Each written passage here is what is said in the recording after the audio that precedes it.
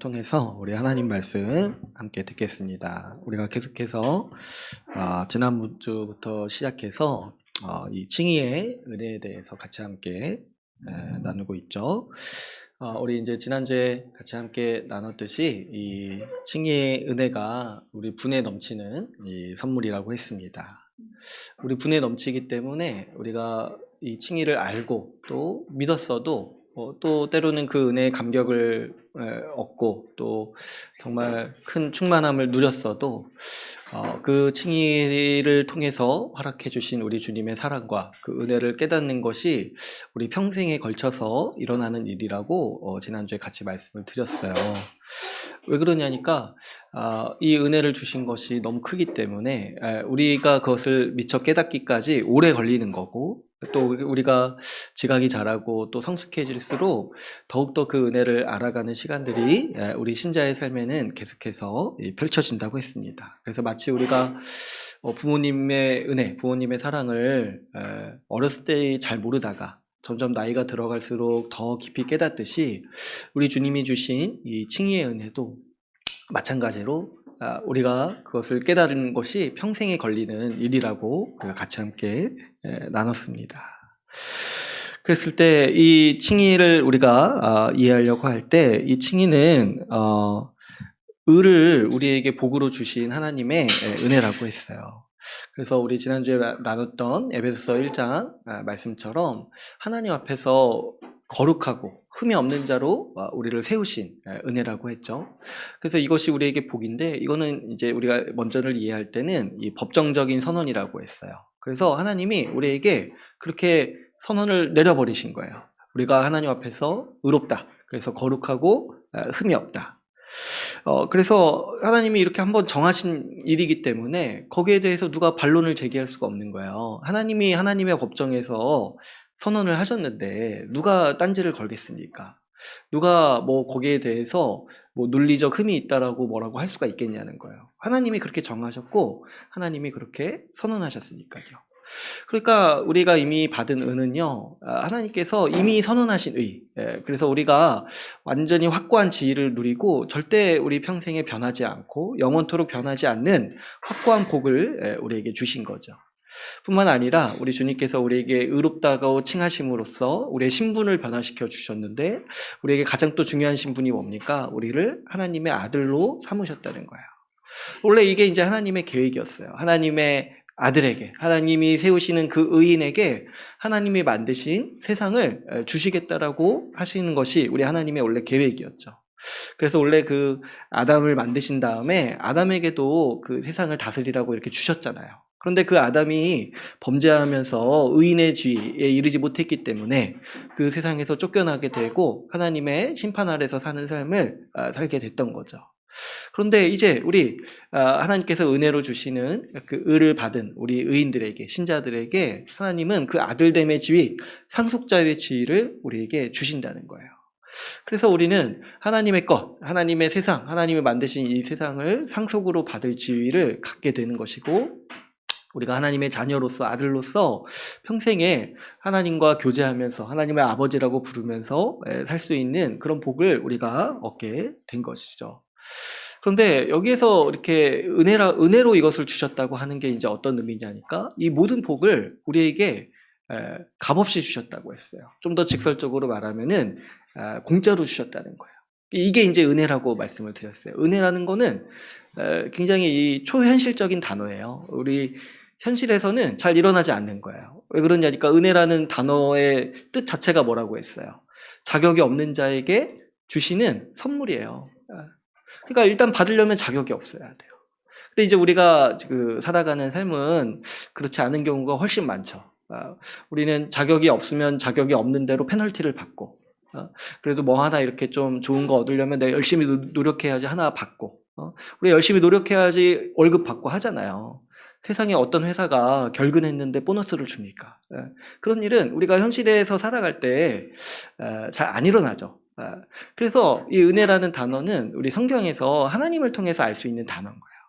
하나님이 우리를 어떻게 대하셨냐니까, 우리가 하나님 앞에서 심판받아 마땅한데 하나님의 법에 의해서는 이 벌을 받아 마땅한데 오히려 그런 우리에게 어떻게 하셨냐 하니까 하나님이 가지신 모든 복을 다 주시는 상을 주시는 거예요.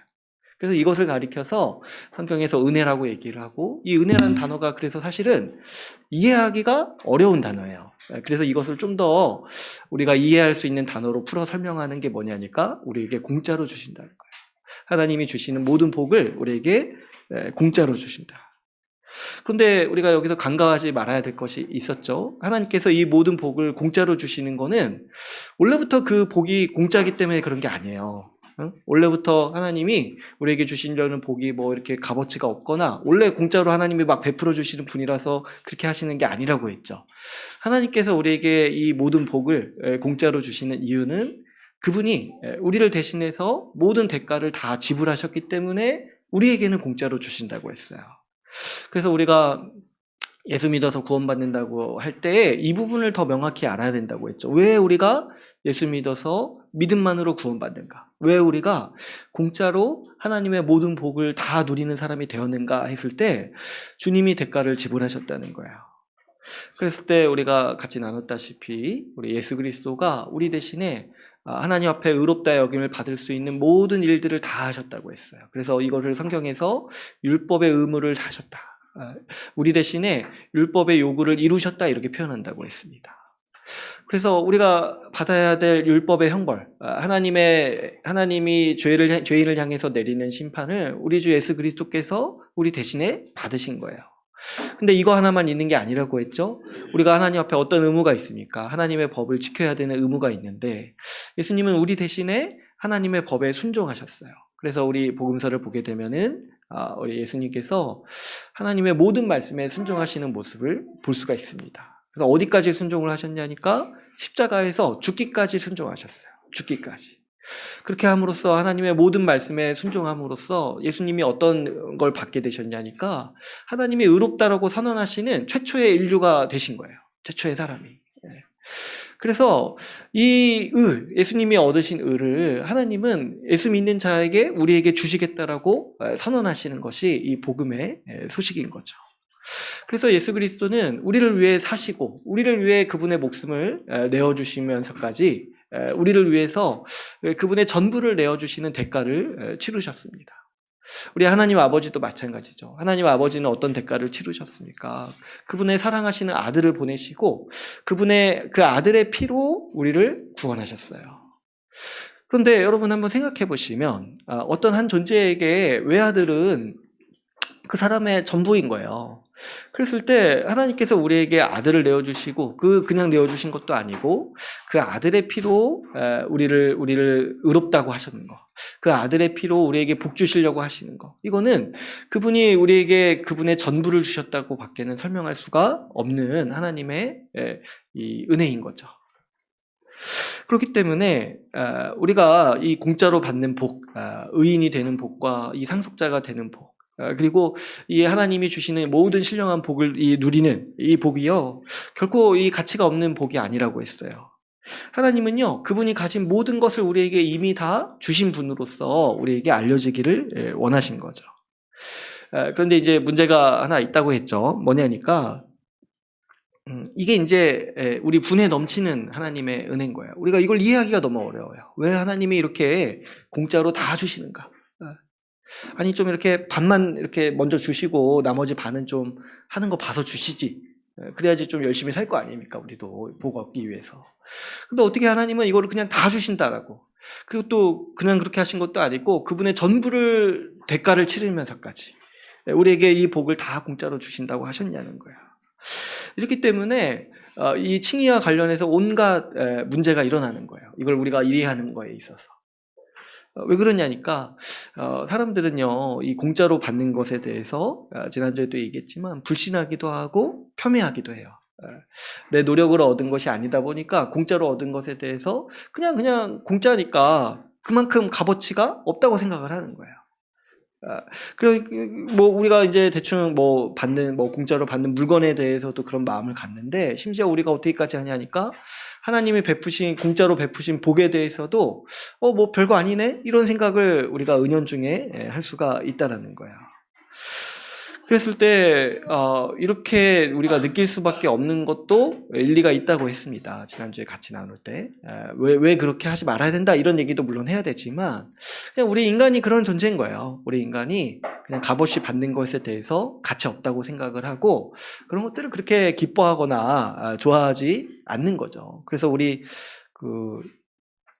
지난주에도 한번 말씀을 드렸잖아요. 세상에 그 공짜가 없다는 게 동서고금을 막론하는 격언이라고 했잖아요. 근데 이제 우리나라에 또 그와 유사한 또 그 격언은 아니고 약간의 뭐 교훈이라고 해야 될까요? 공짜 좋아하면 어떻게 된다는 거예요. 네? 머리가 치명적인 대가를 치르잖아요.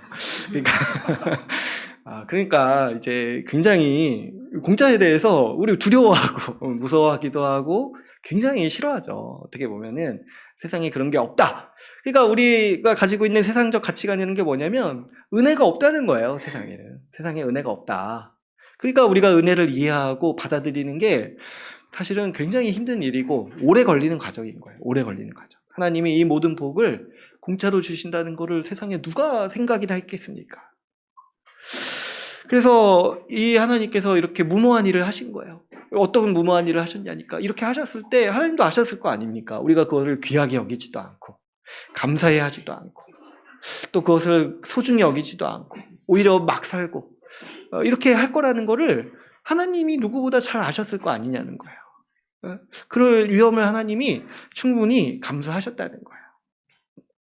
그랬을 때 왜 그러면 하나님이 이런 무모한 일을 감당하셨는가?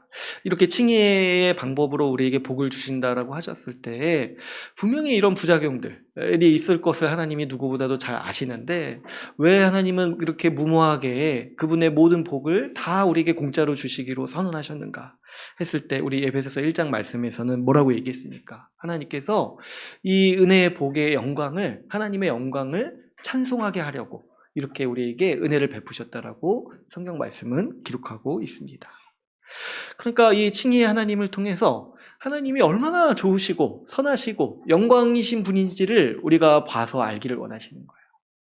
이 세상의 것이 아닌 그 하나님의 살아계신 하나님의 그 영광 우리에게 이렇게 베푸시는 분이라는 것을 하나님은 이 칭의의 은혜를 통해서 우리가 알고 그래서 우리가 마음으로부터 하나님을 찬양하고 그 하나님의 영광을 보고 마음으로부터 하나님을 사랑하기를 원하신다라고 성경 말씀은 우리에게 말씀하고 있습니다. 그렇죠. 여러분 제가 방금도 말했지만은 우리는 이런 하나님이요. 사실 말씀이 아니라면은 상상을 할 수가 없어요. 이 세상에서 만들어낸 신, 사람이 만들어낸 신은 대부분 그냥 인과응보의 신이라고 했어요. 인과응보의 신. 사실 인과응보도 못해요. 공정하지도 않아요. 이 세상의 신들은. 자기 멋대로 행동해요. 자기 멋대로. 그리고 사람을 자기의 도구로 여기고. 그런데 어떻게 이 하나님은 자기가 가지신 모든 복을 자기의 전부를 대가를 치르시면서까지 우리에게 공짜로 주신다라고 선언하신다는 거예요. 이런 하나님을 우리가 이 하나님을 보는 것이 하나님의 영광을 보는 거예요. 하나님의 얼굴을 보는 거예요. 이 말씀이 아니고서야 하나님의 얼굴을 볼 수가 없어요. 우리가 이 세상에서 살면서 이 세상에 어떻게 그런 신이 있습니까? 기껏 해봐야 가장 좀 그래도 괜찮은 신이라 해봐야 그냥 행한 대로 갚는 신 그것만 해도 차라리 감당한 거예요.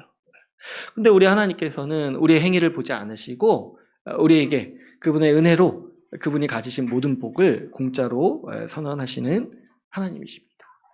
그래서 하나님은 이 칭의의 은혜를 우리에게 주시면서 이 칭의로 말미암아서 즐거워하고 우리가 기뻐하고 이 하나님의 정말 영광을 보면서 그 하나님과 교제하고 하나님과의 관계를 누리기를 하나님께서 원하신다라는 것을 우리가 지난주에 같이 함께 이 칭의 교리에 대해서 같이 함께 나눴어요. 이 칭의 교리를 통해서 우리는 하나님의 영광을 볼 수 있다.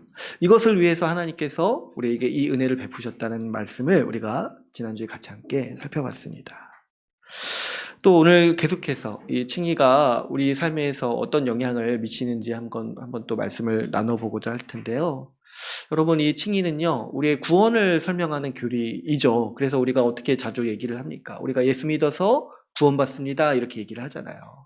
그럴 때는 이제 이 주님이 이 칭의의 방법으로 우리 한 명 한 명을 구원하시는구나 이렇게 이제 이해를 합니다. 그런데 성경은 놀랍게도 이 칭의 교리가요 교회를 설명하는 은혜라고 또 설명을 하고 있습니다. 그래서 우리 신앙의 선배들은요, 이거 루터가 한 말인데, 뭐냐면, 이 칭의 교리가 서고 무너진 거에 따라서 교회도 서고 무너진다는 거예요. 이 칭의 교리가. 그러니까 이 칭의 교리는 이 교리는 우리 개인의 구원을 이해할 때도 정말 핵심이고 중요한 일이지만 또 어떻습니까? 우리 소중한 교회를 이해할 때도 아주 중요한 핵심적인 중심적인 은혜고 교리라는 것을 우리가 이해할 필요가 있는 것이죠. 그래서 오늘과 이제 다음 주에 이 칭의 교리가 다음 주는 우리 상영의 말씀 들어야죠. 다 다음 주에 우리 칭의 교리가 우리 이 교회에 있어서 어떤 의미를 지니는지 같이 함께 또 살펴보기를 원합니다. 오늘 우리가 읽은 본문 말씀을 보면은 그 13절에 이렇게 보시면 이렇게 얘기를 하고 있어요. 이제는 전에 멀리 있던 너희가 그리스도 예수 안에서 가까워졌다 이렇게 말씀하고 있습니다. 여기서 이제 멀리 있던 너희 이렇게 말하는 거는 이방인들을 가리키는 것이고 또 성경에서 이방인이라고 하면은 우리도 해당이 되죠. 우리도 이제 이방인이죠. 그래서 이제 이방인 너희들은 멀리 있었다 했을 때 이런 표현이 어떤 거냐니까 이거는 뭐 이렇게 거리적으로 멀리 있었다 이런 거보다는 신학적으로 이 멀리 있었다라는 거예요. 뭐냐니까 12절에 왜 멀리 있었는지 얘기를 하죠. 너희는 그리스도 밖에 있었고 이스라엘 나라 밖에 있었고 약속의 언약들에 대해서는 외인이고 세상에는 소망도 없고 하나님도 없는 자였다 이렇게 얘기를 하는 거예요. 그렇죠. 우리가 하나님을 몰랐잖아요. 우리 민족 대대로 하나님을 잘 몰랐어요. 그래서 조상을 섬기기도 하고 우상을 섬기기도 하고 그런 게 많았죠. 그 하나님을 모르니까 또 뭐예요? 하나님의 약속도 당연히 모르고 하나님이 세우시는 나라에 대해서도 모르죠. 그러니까 그만큼 이제 우리는 하나님으로부터 멀리 있던 민족이었던 거예요. 멀리 있던 사람이었던 거예요. 그러니까 이제 우리가 우리의 이제 상황을 놓고 보면은 우리는 이제 원래 이방인인데 지금 보면 어떻습니까? 지금 우리가 이방인인데 우리 하나님 나라 백성이라고 당당하게 얘기하고 다니잖아요. 그죠? 우리가 신자고 의인이고 우리 천국 갑니다. 이거 당당하게 얘기하고 다니잖아요. 우리가 이걸 너무 당연시하기 때문에 어쩌면은 이렇게 말하는 정서를 좀 이해를 못할 수가 있어요.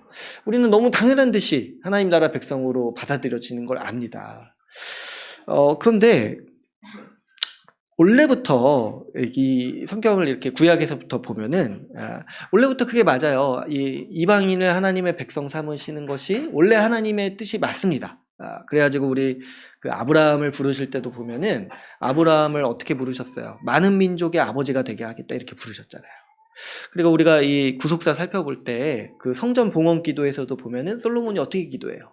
이 성전을 향해서 우리만 기도하는 게 아니라 이방인들도 함께 기도하게 해달라고 이렇게 기도를 하잖아요.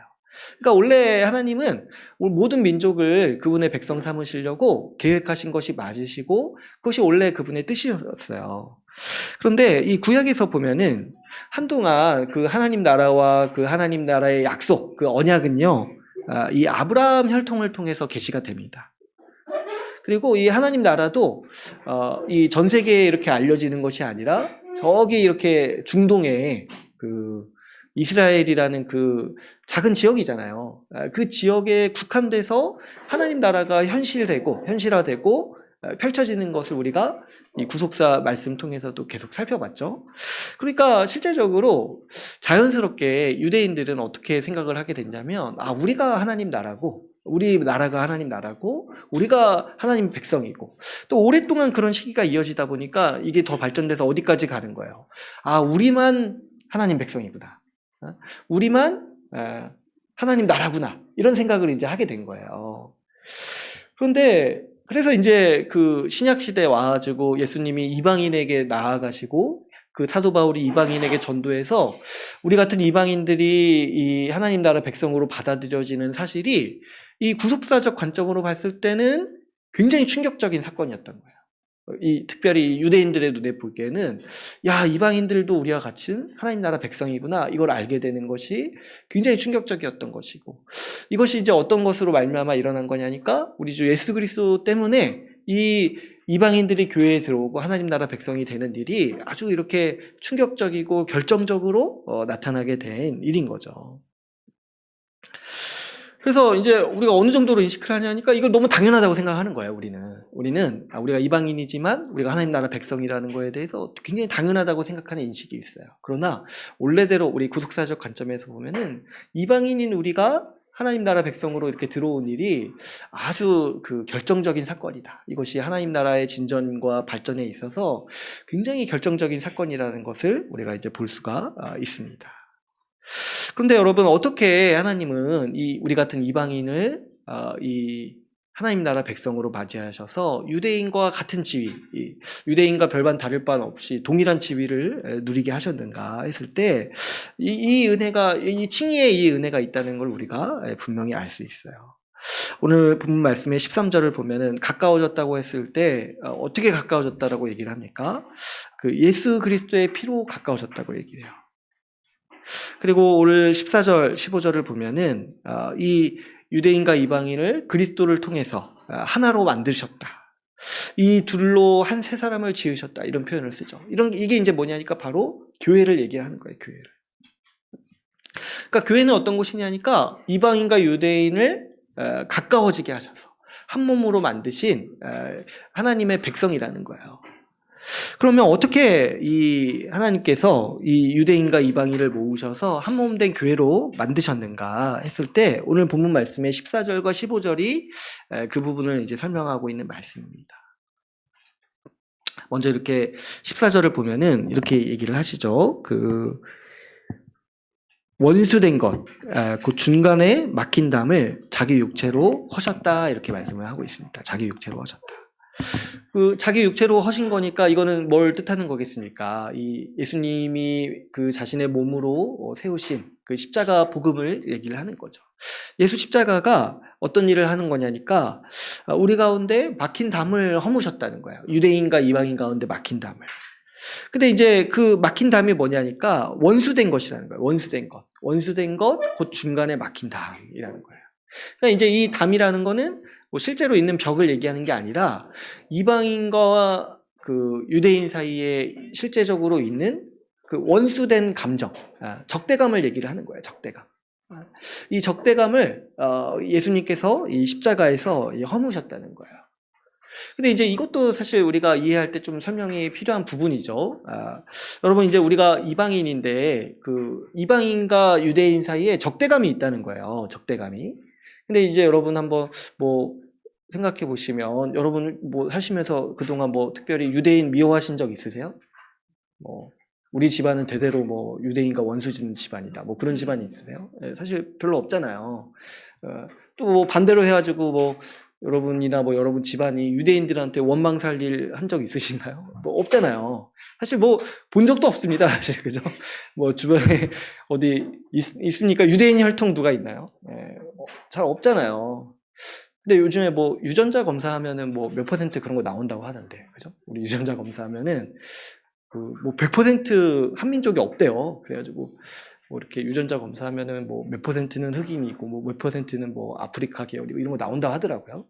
아무튼 그러니까 우리가 분명히 제가 생각해도 유대인과 이렇게 원수 관계를 맺은 적이 없는데 왜 여기서는 적대감을 허물었다라고 말씀을 하는가 했을 때 여러분, 이방인과 유대인은요 이 원수 관계의 아주 대표적인 관계예요. 물론 이게 구속사적으로도 그렇고 이방인과 유대인은 고대 사회에서부터 이 원수를 맺고 원수 관계를 맺고 살아온 관계를 뜻하기도 합니다.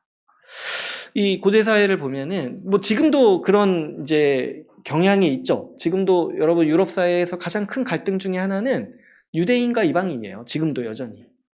보면은 지금도 싸우고 있잖아요. 지금도 중동 지방에서는 계속 싸우고 있잖아요. 그러니까 이게 지금 2000년 전부터 해서 지금까지도 해소되지 않는 원수 관계. 유대인과 이방인. 이게 있는 거예요. 근데 이제 왜 이렇게 서로 원수를 맺고 싸우게 됐냐니까 가장 이제 그 원인이 되는 것 중에 하나는 그 서로 자기들을 높였어요. 서로 자기를 높이는 선민의식이 있었어요. 유대인들은 아까도 제가 얘기했지만 자기들만이 하나님 나라 백성이고 하나님이 택하신 유일무이한 백성이라고 생각을 했어요. 그래가지고 그 유대인들이 이해하지 못했던 것 중에 하나가 진짜 실제로 세상에는 왜 이방인이 있는지 이해하지 못했다고 하죠. 자기들 보기에 진짜 이런 인생인 거예요. 하나님이 없으니까 소망도 없고, 소망이 없는데 왜 살지? 이런 의문을 실제로 가졌다라는 거예요. 그러니까 실제로 그 유대인들이 뭐 탈무드 같은 그 랍비들이 논의한 그런 이제 기록들 보면은 도대체 이방인은 왜 존재하는가? 이런 거를 아주 진지하게 토론하고 고민했다는 거예요. 그래서 제가 언젠가 한번 말씀드린 적 있죠? 그 유대인의 유명한 랍비 중에 이방인의 존재의 의의에 대해서 한마디로 내린 분이 있는데 뭐라고 했냐니까 지옥의 땔감으로 쓰려고 하나님이 만드셨다는 거예요. 근데 이거를 뭐 이렇게 정말 뭐 이렇게 개념 없는 사람이 얘기한 게 아니라 학식 있는 랍비가 얘기를 했다는 거예요. 랍비가 그런 얘기를. 그러니까 그 정도로 참 유대인들 참 뭐가 없죠. 네 가지가 없죠. 인내의지가 없는 민족이죠. 더 심한 말도 할 수 있는데 아무튼. 그러니까 이 정도로 있으니까 얼마나 다른 민족들 보면은 깔보겠냐는 거예요. 그래서 이 복음서에서도 보면은 유대인들이 이방 민족이랑은 식사 규제를 절대 안 하죠. 왜 안 하냐니까 그걸 함으로써 자기가 더럽혀진다고 생각을 했어요. 지금도 그래요, 지금도. 이방인과 뭐 이렇게 한번 이렇게 교제를 하면은 자기가 더럽혀진다고 생각을 하는 거예요. 그래서 예수님이 이방인과 식사 규제하니까 막 욕하잖아요. 어떻게 그러냐. 진짜 더럽다고 여기는 거예요. 더럽다고. 그러니까 이런 민족이랑 같이 살면은 얼마나 싫겠습니까? 얼마나. 그래서 우리 서양 문학이나 이런 거 보면은 아주 이렇게 악역으로 유대인들이 많이 나와요. 그래가지고 악역으로. 또 반면에 여기서 말하는 이방인도요, 이 헬라인을 의미해요. 헬라인. 헬라 문화권에서 살던 헬라 사람들을 이제 의미하는데, 이 헬라 문화권에 있었던 사람들도요, 사실 콧대가 굉장히 높았어요. 왜 그러냐니까, 그 당시는 로마가 세상을 지배했던 시대잖아요. 그래서 이제 로마로 말미암아서 그리스 로마 문화가 이 전 세계를 아주 이렇게 견제하던, 지배하던 그런 이제 시대였어요. 그러다 보니까 어딜 가나 그냥 로마 헬라 문화인 거예요. 그러다 보니까 어때요? 이 사람들은 거기에 대한 그 문화에 대한 자부심이 있는 거예요. 문화에 대한 자부심이. 그래가지고 그 자기 문화권이 아닌 사람들, 뭐 게르만 민족이라든가 이런 사람들을 야만인이라고 불렀어요. 야만인. 근데 이제 실제로 문명으로 봤어도 이 로마 헬라 문화가 굉장히 찬란한 문명을 일으켰기 때문에 그 유목민족이라든가 이렇게 사는 거 보면은 이 사람들이 보기에는 굉장히 이제 문명 밖에 있는 사람이라고 여겼던 거죠. 그래서 그 헬라어에서 야만인을 뜻하는 단어가 무슨 뜻이냐면은 헬라 말을 못하는 사람이란 뜻이에요. 헬라 말을 못하는 사람. 이게 얼마나 이것도 사실 교만합니까? 지금으로 따지면은 뭐 그런 거예요. 영어 못하면 야만인 이렇게 부르는 거랑 똑같은 거예요. 한국말 하는 사람 야만인 이렇게. 그러니까 이제 이 두 민족이 만난 거예요. 이 두 민족. 이 정말 자존심, 뭐 이렇게 자긍심 이런 걸로는 둘째가라고 하면은 서러워할 이 두 민족이 서로 만나가지고 이렇게 아웅다웅 계속해서 살아오고 이 원수 관계가 지금까지도 이제 이어져 오고 있는 거죠. 그러니까 이 헬라 문화권에 있는 사람들이 유대인을 볼 때는 얼마나 사실 가소롭겠습니까? 그 당시는 이제 그 로마의 지배 아래 이스라엘이 있던 시대잖아요. 신약 시대는. 근데 이제 자기들 속국이에요. 어떻게 보면 자기 문화권의 속국이에요. 그런데 자기들 문화를 이렇게 뭔가 경외하지 않고 자기들을 오히려 깔보는 거예요. 더럽다고 여기고. 그러니까 이 헬라 민족, 헬라 문화권에 있는 사람들은 얼마나 이 사람들이 싫겠습니까? 그러니까 이런 이제 이 적대감들이 계속해서 반복해서 나타났던 거죠. 그래서 이들이 왜 서로 싫어했냐 보면은 여러 가지 이유가 있죠. 서로 전쟁도 그래서 많이 했고, 그래서 서로 많이 죽였고, 역사적으로 가장 많이 서로 죽인 전쟁 중에 하나잖아요. 그 유대인 그 히틀러로 말미암아서 일어난 그 세계 2차 대전 이런 것도 보면은 유대인들도 어마어마한 숫자가 죽고 했잖아요. 근데 이제 근본적인 원인을 좀 살펴보자면 서로가 서로를 자기를 높였던 거예요. 서로가. 그래서 다른 민족을 무시하고 폄훼하고 그래서 미워하고 그래서 우리끼리끼리 모여 살면서 저기는 무시하고 이렇게 했던 것이 그들의 태도였기 때문에 아주 고대로부터 지금까지도 아주 원수 관계를 맺고 살아온 민족인 거예요. 그랬을 때 이 둘을 하나님께서 어떻게 그러면 이 합하게 하셨을까 했을 때 15절 말씀도 우리가 또 볼 수 있죠. 15절 한번 우리가 읽어볼까요? 15절 한번 같이 읽어보겠습니다. 시작. 법조문으로 된 계명의 율법을 폐하셨으니 화평하게 하시고. 뭐냐니까 법조문으로 된 계명의 율법을 폐하셨다는 거예요. 이게 이제 무슨 말이냐니까 율법의 의무를 주님께서 이루셔가지고 율법에 정죄하는 기능을 무력화시키셨다는 뜻이에요. 원래는 어떻습니까? 하나님의 기준에 의하면은 유대인이나 이방인이나 사실 하나님 보시기에는 어떻습니까? 둘 다 죄인이라는 거예요. 둘 다 죄인이에요. 근데 이제 하나님 보시기에 뭐냐니까 누가 더 나은 죄인인지 가지고 싸우고 있다는 거예요. 어차피 심판 받을 건데 뭐 지옥에 3층에 있을 것인지 5층에 있을 것인지 이거 가지고 싸우고 있는 거예요. 그러니까 하나님이 긍휼히 여기셔가지고 어떻게 하신 거냐니까 이 두 민족 모든 사람에게 향하여서 선언하신 거는 율법으로 너희를 판단하지 않고 그리스도의 의로 너희에게 의를 주겠다 이렇게 선언을 하신 거예요. 그래서 율법의 모든 의무를 예수 그리스도가 우리 대신에 다 이루어 주심으로써 율법으로 말미암아서 정죄받는 그 기능을 폐하셨다는 거예요. 그래서 율법을 폐하셨다 이렇게 지금 이제 설명을 하고 있는 거죠. 십자가에서 예수 그리스도께서 율법의 모든 요구를 이루심으로써 유대인이나 이방인이나 그들이 율법 앞에 섰을 때 마땅히 해야 될 의무를 예수 그리스도가 대신하게 하셨다는 거예요. 바꿔 말하면 우리가 지금 계속 나누고 있는 이 칭의의 방법으로 유대인도 구원하시고 이방인도 구원하신다는 거예요. 그래서 어떤 일이 일어나냐니까 모두가 하나님 나라의 백성이 될 때에 칭의의 방법, 주님이 주시는 의로 교회에 들어오고 하나님 나라 백성이 된다는 거예요. 이방인도 예수 그리스도의 의로 교회에 들어오고 유대인도 예수 그리스도의 의로 교회에 들어오도록 하셨다는 거죠. 그러니까 이 칭의의 은혜 안에서 이방인이나 유대인이나 누가 더 잘났는가, 누가 더 못났는가 그렇게 싸울 수 있는 어떤 구조적인이나 정서적인 일들이 다 사라지게 된다는 거예요. 왜 그렇습니까? 하나님 나라 안에서, 교회 안에서는 이방인이나 유대인이나 모두가 그리스도의 의를 받는다는 거예요. 모두가 동일한 의를 받는 거예요.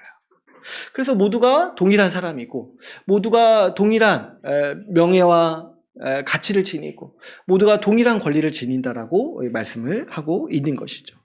그래서 오늘 본문 말씀의 19절도 이렇게 얘기를 합니다. 그러므로 이제부터 너희는 외인도 아니요 나그네도 아니고 오직 성도들과 동일한 시민이요 하나님의 권속이다. 교회 안에서는 이방인과 유대인의 차이가 없어지게 돼버렸어요. 뭐 때문에요? 이방인이든지 유대인이든지 모두가 동일한 의, 예수 그리스도의 의로 교회에 들어오기 때문이죠. 그래서 이제 서로를 향해서 내 기준에 맞추어서 싸울 수가 없게 된 거예요. 이방인 너희는 율법이 없지, 난 율법이 있어. 이렇게 유대인들이 의식됐고 헬라인들은 너희는 국력이 약하지, 우리가 세상을 제패했어. 너희는 아무것도 아니야. 이렇게 싸웠는데, 이걸로 이제 교회에 들어오는 것이 아니라 하나님이 그리스도의 의로서 교회에 들어오게 하셨다는 거예요. 그리스도의 의로서. 그래서 하나님은 이렇게 칭의로 말미암아 서로 원수되어서 싸우던 그 두 민족을 이 교회로 불러 모으셔서 한 몸으로 만드셨다라고 선언하고 있습니다. 여러분 이렇게 이방인도 마찬가지고 유대인도 마찬가지지만은 이 원리를 잘 안다라면 우리가 교회 안에서 누가 더 잘났나 못났나 절대로 그렇게 싸울 수가 없고 비교할 수 없다라는 거를 분명히 알 수가 있어요. 여러분 만일 누가 교회 안에서요 유대인들이 그랬던 것처럼 내가 너희보다 잘났다. 나는 3대째 기독교 집안이고 어려서부터 율법을 알았고 어려서 내가 저기 주일학교 성경 경시대에 나와가지고 암송대 1등하고 내가 너보다 낫다. 나는 지금까지 한 번도 빠진 적이 없고 이렇게 했을 때 내가 너보다 낫다. 이런 순간, 이런 마음을 먹는 순간 어떻게 되는 거예요? 근데 상대방은 어떤 사람이에요? 그리스도의 의를 가지고 있는 사람이에요. 그러니까 이런 마음을 먹는 순간 어떤 도전을 하는 거냐면 내가 열심히 해가지고 예수님께 도전해봐야겠다. 이런 생각을 하는 거랑 똑같은 거예요. 내가 정말 교회 열심히 출석하고 열심히 봉사해가지고 예수님보다 더 높은 의를 한번 내가 이뤄보겠다. 이렇게 하는 거랑 똑같은 거예요. 그러니까 교회에서 절대 그렇게 할 수가 없는 거예요. 교회에서 만약에 누가 속으로라도 내가 저 사람보다 낫지 이런 생각이 드는 순간 어떤 거냐니까 그 사람, 그 생각을 하는 그 사람이 교회에서 가장 비천한 사람이에요. 왜 그렇습니까? 그 비교하는 그 사람은요, 예수님의 의를 가지고 있어요. 예수님의 의를. 근데 어떻게 그 사람한테 내가 뭐 더 했다라고 그보다 더 잘났다. 아니 그 사람이 나보다 뭐 못했으니까 못하다 이렇게 말할 수가 있냐는 거예요. 그렇게 할 수가 없어요. 그렇게 할 수가. 그래서 이제 교회에서는 그렇게 할 수 없는 구조를 주님이 만드셔서 우리가 서로를 그렇게 미워하고 적대하고 이렇게 할 수 있는 여지를 다 없애신 것이 우리 주님께서 이 칭의로 교회를 세우시는 뜻인 것이죠. 이 칭의로 말미암아서 이 교회를 만드신 것을 그래서 오늘 본문 말씀에서는 한 몸이라고 얘기를 해요. 한 몸이라고. 한 몸으로 만드셨다. 그래서 오늘 본문에 보시면은 이 15절에서 이렇게 얘기를 하고 있죠. 우리 15절 같이 한번 또 읽어볼까요? 아까 읽었죠? 안 읽었나요? 15절 한번 같이 읽어볼게요. 읽었나요? 한 번만 더 읽어볼게요. 같이 읽어보겠습니다. 시작. 법조문으로 된 계명의 율법을 폐하셨으니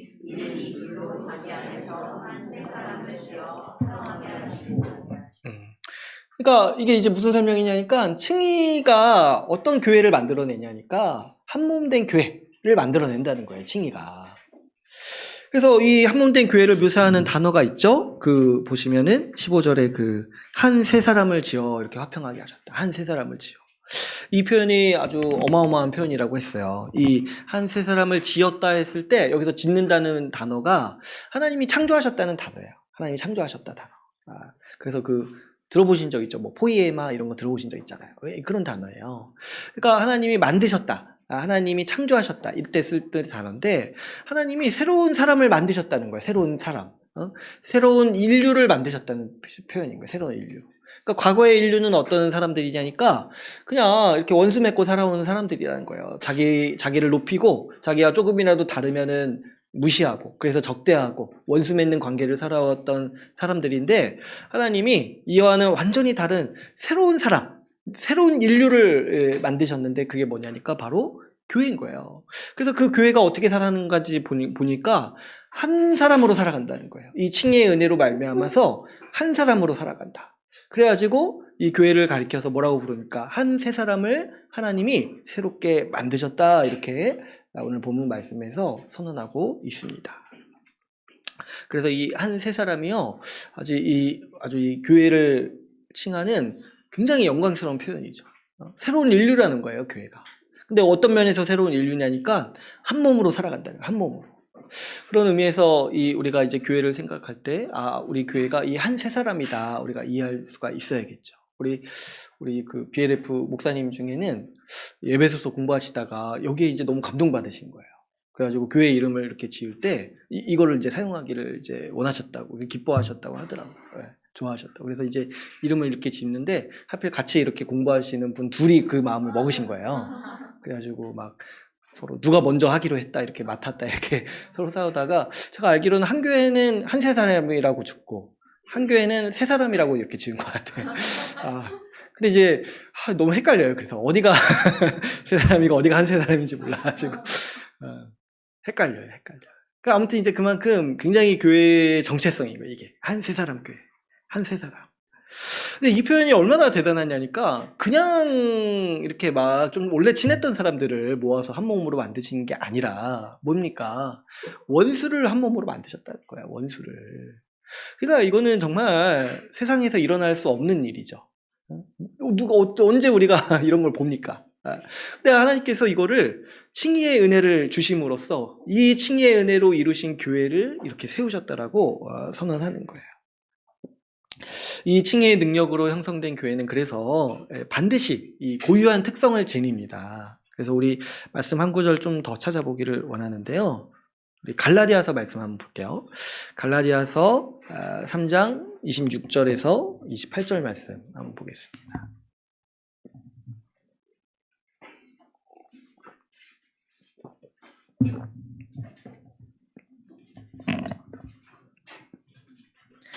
네, 갈라디아서 3장 26절에서 28절 말씀 같이 한번 읽어보겠습니다. 시작.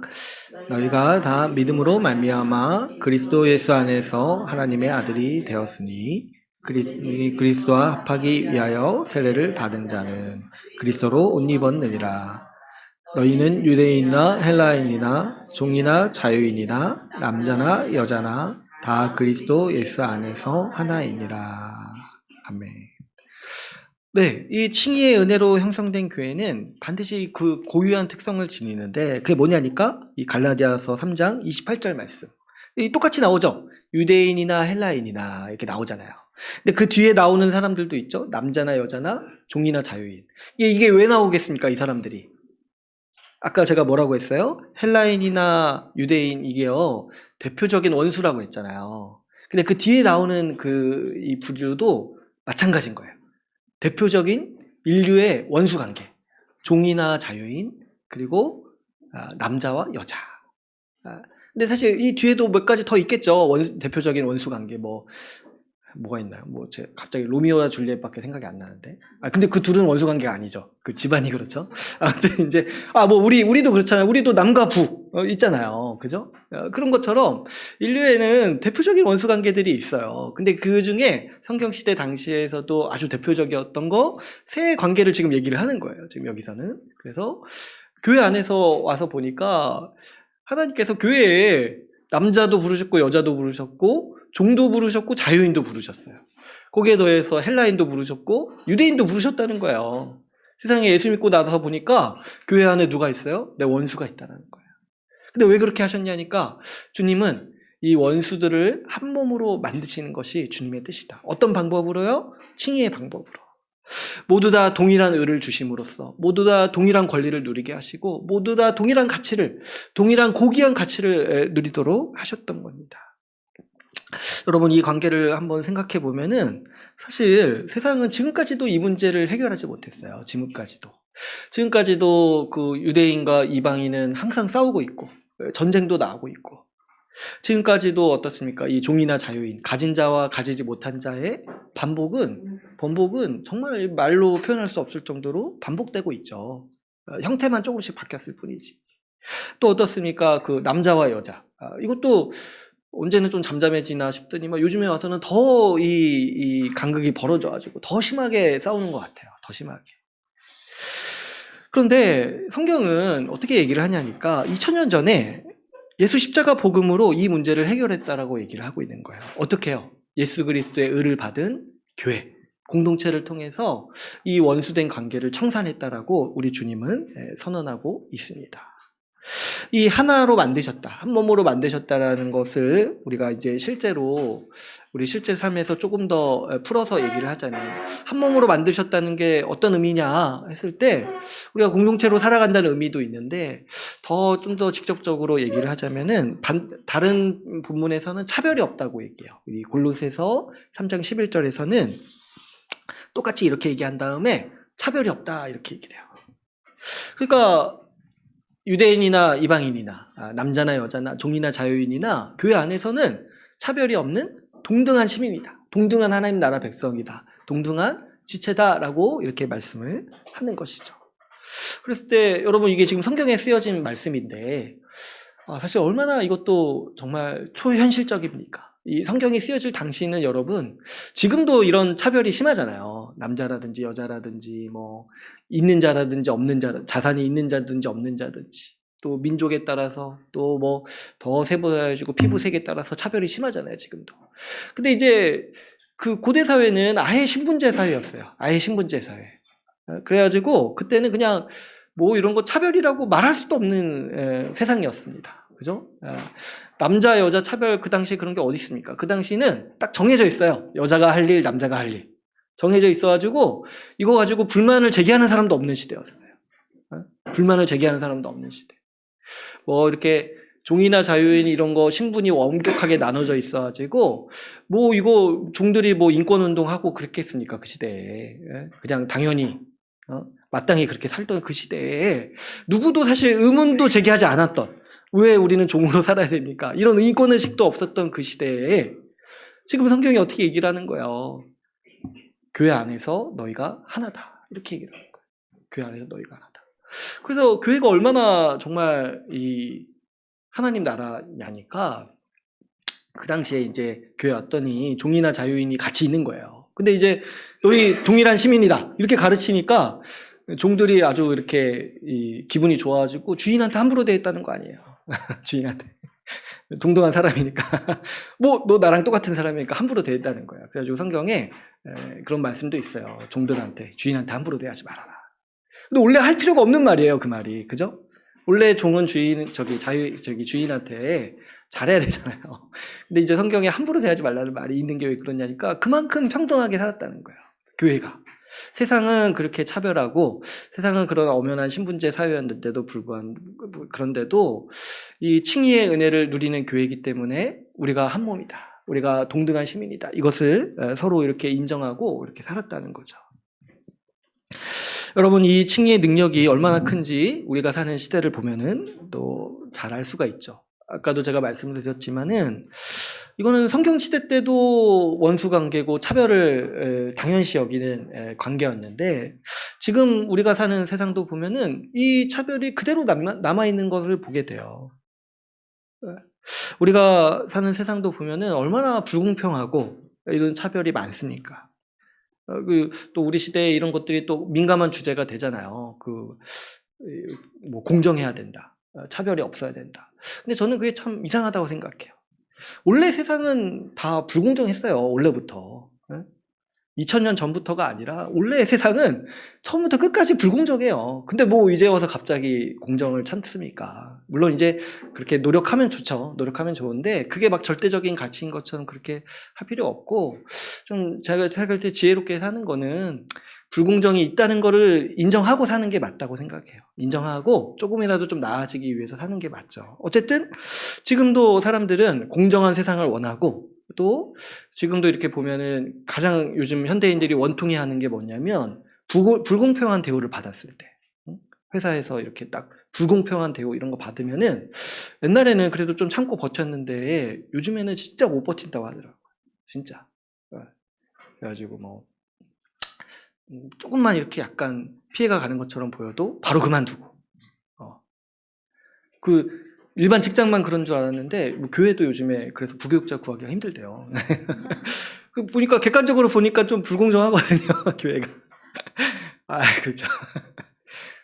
그러니까 이제 이런 게 우리한테 굉장히 예민한 시대인데 그래서 이 문제를 해결하자고 우리 사회에서도 많이 얘기를 하잖아요. 그래서 제도를 바꿔야 되고 뭐 법도 제정해야 되고 이렇게 하잖아요.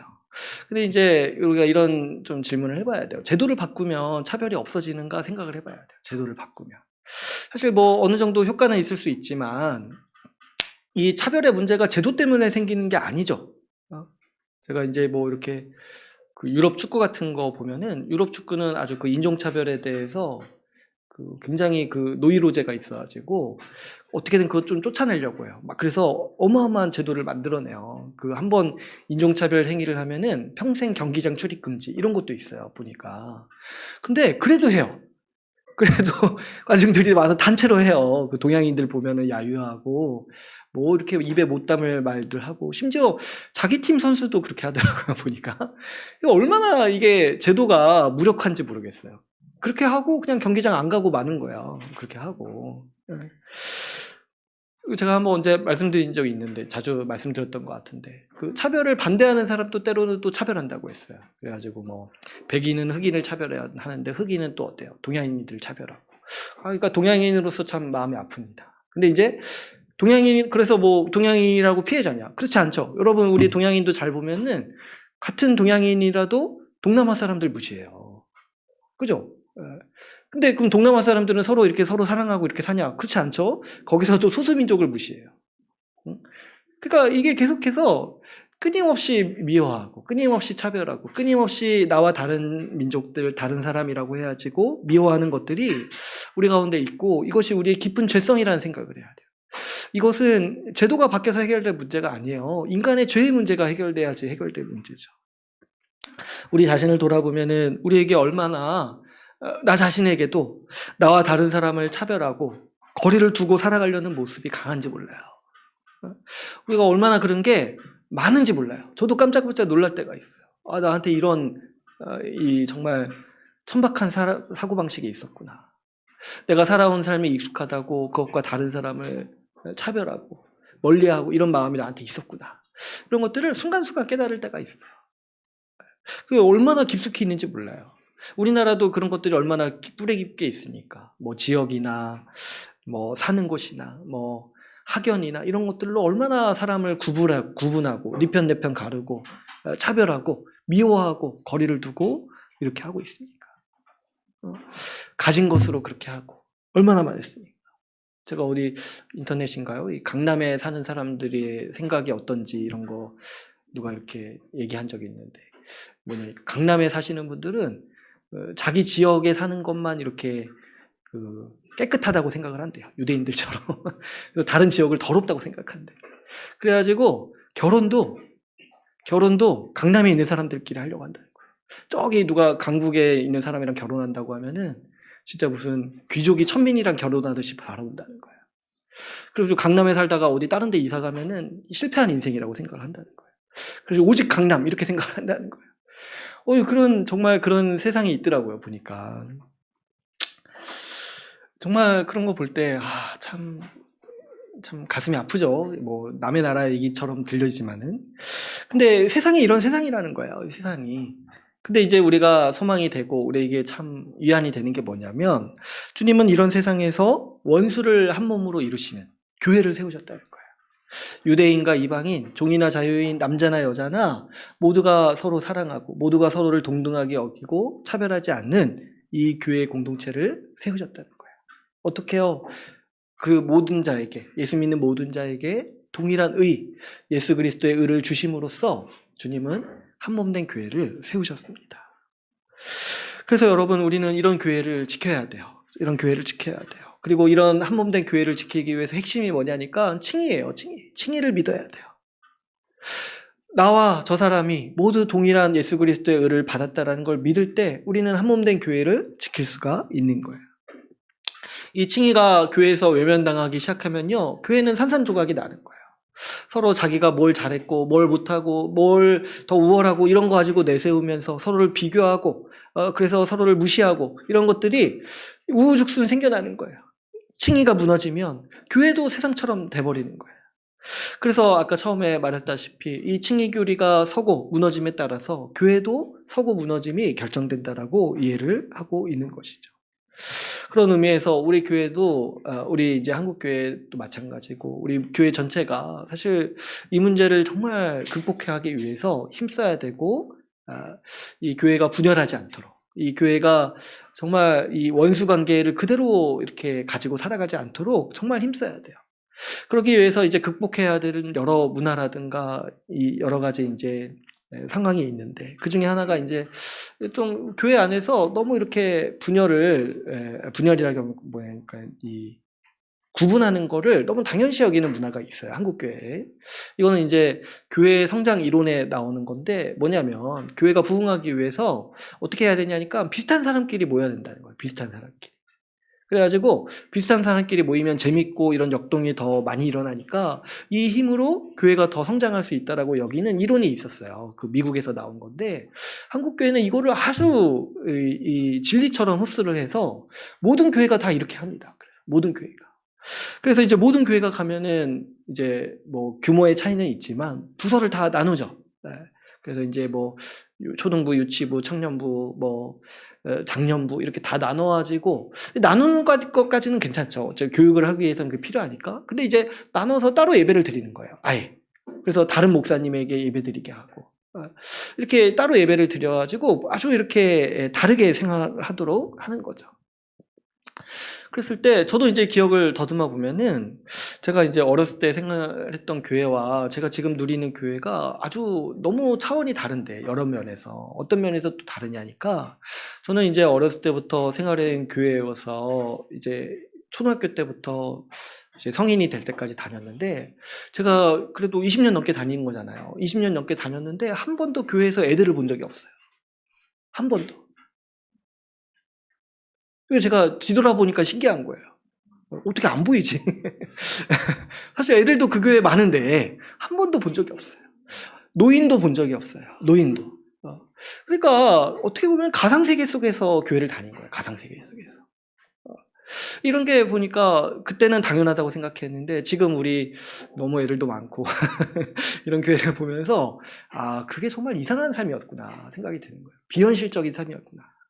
비현실적일 뿐만 아니라 하나님이 세우신 교회의 모습과 맞지 않는 삶이었구나 이런 생각을 하게 되는 거예요.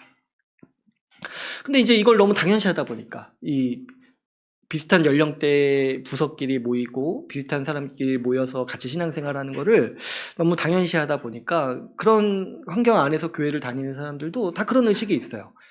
좀 이렇게 비슷한 사람끼리 모여야지 조금 이렇게 다르면 불편하다는 거예요.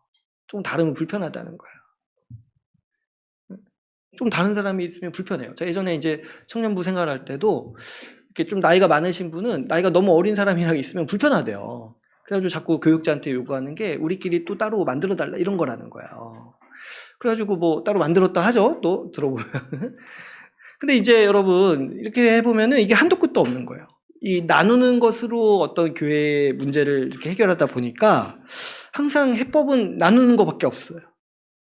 처음에 이렇게 청년부로 시작했는데 대학생이랑 일하는 사람이 너무 차이가 난다고 해가지고 나눴어요. 대학부, 청년부 이렇게 나눴어요. 근데 이제 대학부는 그래도 나이가 어느 정도 정해져 있는데 청년부는 어때요?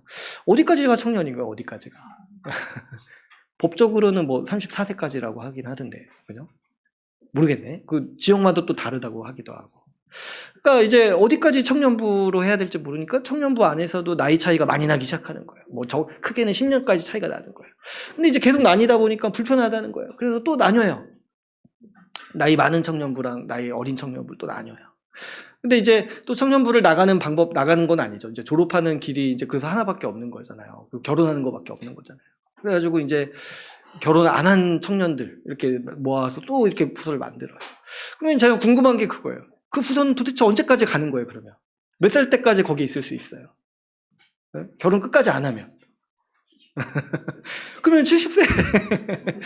어떻게 하라는 거예요, 도대체? 어떻게? 그렇게 해가지고, 이제 성경에 보면은 그런 삶이 분명히 있어요. 주 안에서 결혼 안 하는 게 귀하다고 얘기해요. 주 안에서 결혼 안 하는 삶이 분명히 있는데, 자꾸 그 결혼하고 안 하는 걸로 어디 부서 가고 안 가고를 나누니까 사람들은 어떻게 생각합니까? 결혼 못해서 청년부 계속 있다고 생각하는 거잖아요. 얼마나 천박한 인식이에요, 그게. 그게.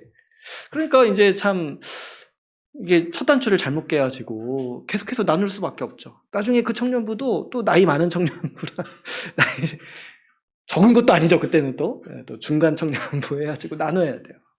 또 작년부 가면 또 다른가요? 작년부 가면은 또 이렇게 신혼부부는 또 나눠놨어요. 신혼부부는 나눠놓고 또 이렇게 연세 있는 장년은 또 나눠놓고 또 신혼부부 중에서 애기 있는 신혼부부 있고 애기 없는 신혼부부 있고 또 나누고 왜 그러냐니까 애기 없는 신혼부부는 애기 있는 신혼부부 보면 마음이 불편하대요. 자기가 없으니까. 또 나눠요. 언제까지 나눌 거예요, 언제까지. 그래서 이 한 교회라고 말하기가 너무 어려운 그런 상황까지 이렇게 오게 되는 거예요. 그런가 하면은 교회 자체가 정말 동일한 집단으로 모이는 교회도 있습니다. 뭐 이렇게 비슷한 지역 출신. 제가 예전에 어떤 교회 갔더니 제 고향이 어디냐고 묻는 거예요. 되게 오랜만에 들어봤어요. 근데 고향 내가 떠난 이후로 생각해 본 적이 별로 없는데. 근데 나중에 알고 보니까 거기는 이제 교육자끼리 자기 고향 출신별로 해서 이렇게 파가 있다는 거예요. 야, 세상에. 큰일 날 뻔했구나. 또 어떤 교회를 보니까 요즘에 보니까 비슷한 정치적 지향으로 이렇게 똘똘 뭉치더라고요. 그래가지고 막 반대편에 그 정치 세력을 향해서 막 비난하고 욕하고 세상에 그 교회에 다른 정치적 성향을 가지고 절대 살지 못하겠더라고요. 근데 그런 게 도대체 어디 있습니까? 아니 주님은 지금 원수를 한 몸으로 만드셨다고 얘기를 하는데 어떻게 교회라고 이름 붙이고 원수를 만드냐는 거예요. 원수를. 그랬을 때 여러분 우리가 이제 이런 구조를 타파하려고 지금 우리가 노력해왔고 했지만 여러분 우리에게도 이런 죄성이 정말 깊숙이 있다는 것을 생각을 해야 돼요. 우리에게도 익숙하고 편한 사람과 어울리고 싶은 그런 마음이 있을 수 있습니다. 그런 게 사람이기 때문에 당연히 있을 수밖에 없죠. 비슷한 사람, 마음에 맞는 사람끼리 모이고 그렇지 않은 사람들과는 거리를 두고 피하고 더 나아가서는 적대감을 느끼고 더 나아가서는 당을 짓고 무리를 짓는 그런 습성이 우리 가운데도 여전히 있을 수 있습니다. 이거는 왜 그러냐니까 우리 인간에게 있는 깊은 죄예요. 깊은 죄. 왜 그러냐니까 다다음 주에도 얘기하겠지만 우리가 자꾸 자기 기준으로 다른 사람을 판단하려고 하기 때문에 자꾸 이렇게 사람을 나누는 거예요. 카테고리화 시키고 저 사람은 좀 못한 사람, 저 사람은 나와 다른 사람 이렇게 나누는 거예요.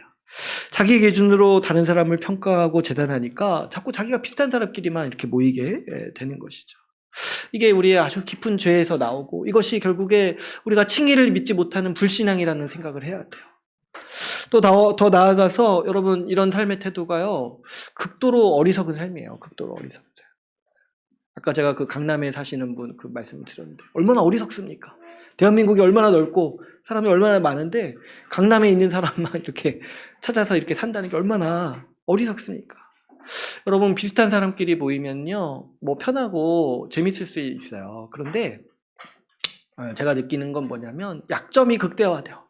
동일한 약점을 지니고 있기 때문에 동일한 약점을 지닌 사람들이 모여서 아주 심각한 약점을 가지게 돼요. 그래서 보니까 제가 대학 시절에도 대학생끼리 모이면 재밌고 즐거운데 너무 가난해요. 돈이 없어요. 그래서 힘들어. 또 청년부끼리 모이면 그래도 돈이 넉넉하니까 뭐 먹고 마시는 데는 먹고 뭘 마십니까? 먹고 이렇게 하는 데는 참 편한데 시간이 없어요.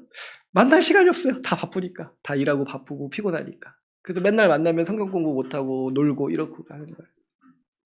약점이 너무 극대화돼요. 그러니까 이게 참 어리석은 삶의 방식, 자기와 비슷한 사람끼리만 어울리는 게요, 참 바보 같은 삶의 방식인 거예요. 제가 보니까 뭐 그런 게 아예 있더라고요. 그 유전학적으로 같은 집안끼리 통혼하게 되면은 사람이 태어난대요. 그래가지고 유전적으로 굉장히 약해진다는 거예요. 그래서 이제 기아도 그래서 많이 나오고 그 유전자가 굉장히 망가진다는 거예요. 그래서 옛날에 그 중세시대 때 그 서양 귀족들이 자기네 집안끼리 결혼해가지고 그 집안에 그런 이제 좀 이렇게 장애를 입은 사람들이 많다잖아요. 귀족들이.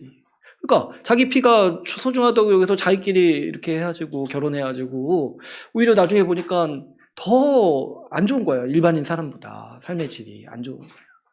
그러니까 이런 거 딱 보니까 이게 하나님이 만드신 그 세상의 질서가 이런 게 있구나. 다양한 사람들이 함께 어울렸을 때 훨씬 풍성함을 누리게 하시고 훨씬 더 우월하게 하신 것이 우리 하나님의 어떤 세상을 만드신 하나의 질서겠구나. 이런 생각도 이제 하게 되는 거예요. 실제로 여러분 우리 말씀에 보면은 우리 주님은 교회 안에 다양한 사람들을 복으로 주셨다라고 말씀하고 있습니다. 고린도전서 12장 12절에 이렇게 말씀을 하고 있어요. 몸은 하나인데 많은 지체가 있고 몸의 지체가 많으나 한 몸과 같이 그리스도도 그러하다. 하나님은 다양한 사람을 이 교회에 불러 모으셔서 한 몸으로 만드시고 그 다양한 사람의 은사를 통해서 이 교회를 풍족하게 하시고 이 복을 누리게 하셨다는 거예요. 그렇기 때문에 여러분 이것이 하나님께서 그분의 지혜로 세우시는 공동체의 모습이라는 거예요. 다양한 사람을 통해서 그들을 통해서 다양한 사람들을 통해서 그 다양한 은사를 통해서 서로를 섬기고 서로를 사랑함으로써 복을 누리게 하셨다는 거예요. 그래서 우리는 이걸 받아들여야 돼요. 이 교회에 다양한 사람이 있다. 하나님이 다양한 사람을 부르셨다. 심지어 내 원수도 부르셨다. 근데 왜 그렇게 하셨냐니까 이름으로써 우리가 더 풍성한 복을 누리게 하시기 위해서 그렇게 하셨다는 거예요. 이거는 교회만 할 수 있는 일이에요. 세상에서는 다양하면 한 몸일 수가 없고 한 몸이면은 다양할 수가 없어요. 그죠? 여러분 군대를 한번 보세요. 그 군대는 한 몸이잖아요. 그죠? 근데 이제 군대에서 누가 그렇게 다양성을 허용합니까? 여러분 군대 뭐 요즘에 아무리 편해졌다 하지만 뭐 복장 자유라 이런 거 하나요? 요즘 군대 마음대로 입고 다녀라 뭐 두발 자유야 이런 거 안 하잖아요. 다양성을 허락하면은 한 몸을 이룰 수가 없는 거예요, 세상에서는. 그런데 우리 주님은 아주 놀랍고 신비로운 방식으로 이거를 해내셨는데 어떻게 하셨냐니까 칭의로 모두에게 동일한 의를 주시는 이 놀라운 은혜로 우리에게 다양한 사람을 한 몸으로 만드셨다라고 선언하는 것입니다. 그러므로 여러분, 우리가 우리 소중한 교회를 세워갈 때 다양한 사람을 포용하고 나와 다른 사람을 내 지체로 받아들이는 마음을 품어야 마땅한 것이죠. 그래서 여러분, 우리가 교회로 살아갈 때 훈련하고 배우고 익숙해져야 되는 게 뭐냐면 적극적으로 나와 다른 사람을 향해서 나아가야 됩니다. 내 스타일이 아닌 사람, 뭐 그런 게 어디 있어요? 내 스타일이 뭡니까, 사람이? 사람은 옷이 아니잖아요. 내 스타일이 아닌 사람, 그런 거 하지 말고, 그런 게 어디 있습니까? 우리 주님 안에서 주님이 빚으신 다 고귀한 사람인 것을 받아들여서 나와 비슷한 사람과만 어울리지 말고 적극적으로 나와 다른 사람을 향해 나아가야 돼요. 여러분, 주님이 원수를 한 몸으로 만드셨다고 했는데, 교회에서. 또 어떻게 교회 안에 들어와서까지 끼리끼리 어울리려고 하는 것이 얼마나 참 어리석은 일입니까? 얼마나 그거 자체가 교회를 무너뜨리는 일입니까? 얼마나 그 행동이 이 칭의의 은혜와 동떨어진 삶의 방식입니까? 여러분, 그래서 우리가 훈련하세요. 나와 다른 사람과 적극적으로 교제하세요. 교회 안에서 이런 것들을 훈련하고 또 더 이게 익숙해지면은, 그러면 저도 이제 느끼는 게 뭐냐면 사람이 참 재밌어요. 나와 다른 사람이 재밌어요. 나와 다른 사람이. 나라는 사람이요, 한 20, 30년간 살아오니까 좀 지겹더라고요. 내가 지겨워. 내가 지겨워. 근데 이제 다른 사람을 만나서 다른 사람의 생각이나 다른 사람의 어떤 이제 말들을 들을 때, 그런 게 너무 새롭고 재밌는 거예요. 그래서 그걸 즐겨하게 되고, 이 교회 안에서 그런 것들을 훈련하면서 또 우리 밖에 있는 사람들을 향해서도 그렇게 포용력을 가지고 이렇게 다가가는 것이 우리에게 마땅한 삶의 자세입니다. 이러기 위해서 여러분, 우리는 다른 어떤 것보다 칭의를 믿어야 돼요. 칭의를. 나와 다른 저 사람도요, 내가 아무리 이해하지 못하는 어떤 습관이라든지 어떤 모습이 있더라도 주님께서 의롭다라고 선언하신 사람이에요. 하나님께서 나를 의롭다라고 선언하셨듯이 저 사람도 의롭다라고 선언하셨습니다. 누구든지 교회 안에 있다라면 하나님이 기뻐하시고 인정하시는 사람인 것을 바라보세요. 그래서 그 사람을 함부로 평가하거나 거리를 두거나 그렇게 하지 마세요. 의인을 어떻게 그렇게 대하냐는 거예요. 의인을. 하나님께서 그리스도를 통해 나를 보듯이, 여러분, 우리가 칭의를 믿기 때문에 우리도 은혜를 통해 상대방을 바라보고 그 사람을 적극적으로 사랑하고 섬기고 나아가는 그런 우리 모두가 다 될 수 있기를 바랍니다. 이제 오늘 말씀을 읽겠습니다. 우리 주님은 칭의로 한 몸 된 교회를 세우셨습니다. 원수를 한 몸으로 만드셨고 다양한 사람을 교회로 불러 모으셔서 한 몸으로 만드셨습니다. 원수까지도 한 몸으로 살아가는 교회가 주님이 세우신 우리 교회의 영광입니다. 우리가 세상에서는 끼리끼리 마음에 맞는 사람과만 교제하고 살아갔을지라도 주님은 교회에서 그런 삶을 청산하라고 말씀하십니다. 그렇기 때문에 여러분, 우리가 칭의를 믿고 나와 다른 사람에게 적극적으로 나아가 교제합시다. 이를 통해서 우리 주님이 세우신 한 몸 된 교회의 영광을 누리는 우리 주의 나라 교회가 되기를 간절히 소망합니다. 오늘 말씀을 마치고 같이 기도하는 시간 갖도록 하겠습니다.